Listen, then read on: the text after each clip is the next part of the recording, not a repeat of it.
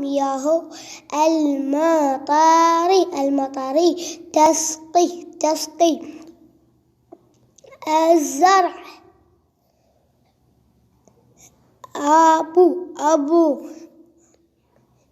نبيه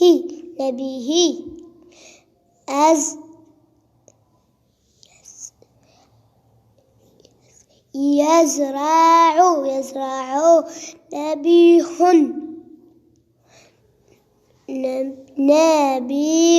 نبيه يساعده.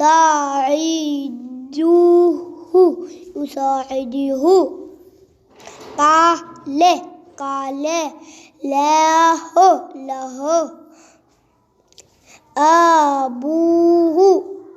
أبوه شكرا لك يا نبيه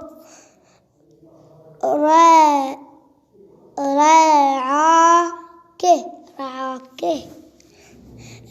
الله